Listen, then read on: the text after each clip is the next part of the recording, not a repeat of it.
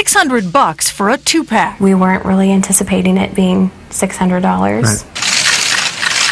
Under increased pressure from patients and lawmakers, Mylan was forced to explain the price hikes. Do you think you were charging too much at $600? Sir, we believe it was a fair price, and we've just now lowered that price by half. Mylan launched a generic version for $300 and boosted a coupon program to cut patients' costs. CVS Pharmacy then offered a different generic injector for $109. Then this past June, the Hennigers got a letter from their insurer. They are no longer going to be covering the EpiPens. They will only cover the generic version.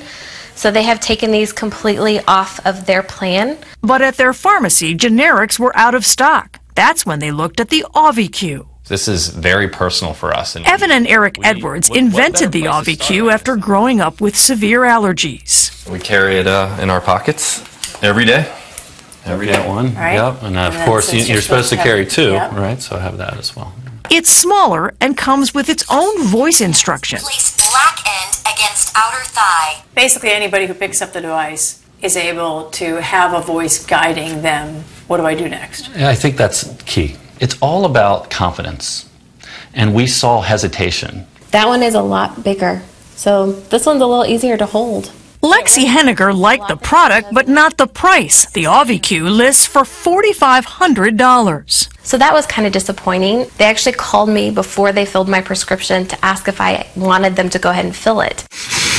But drug maker Kaleo stepped in with its affordability program, and the family's out-of-pocket costs went to zero. How is that possible? Kaleo CEO Spencer Williamson.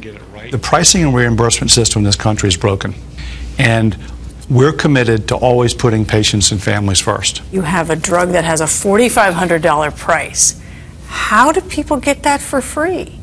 So it's an access model built for patients. And so the way our program works is that anyone with commercial insurance, whether it's covered or not, even a high deductible plan, they'll get it for $0. But Richard Evans, a pharmaceutical industry analyst from SSR Health, is skeptical. The only insurer that's going to say yes to a $4,500 claim for an epinephrine device in a world where you can buy them for $109 is the one that hasn't figured out the game yet. The game, Evans says, to gain market share, a company can give away most of its prescriptions for free and hope the insurers who do pay those higher prices make up for it. It's an insane system. No rational designer would sit down with a clean sheet of paper and say, you know what, let's do it this way. But somebody in that system, somewhere, pays for that high price.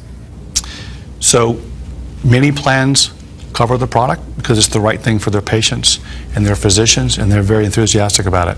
Where plans don't cover it, the entity that steps in and pays is Kaleo. Patients like the Hennigers say they'll take any break they can get. Up until now, there weren't really any other options for auto-injectors. There are very few. So I'm hoping it will help kind of even the playing field and bring down prices.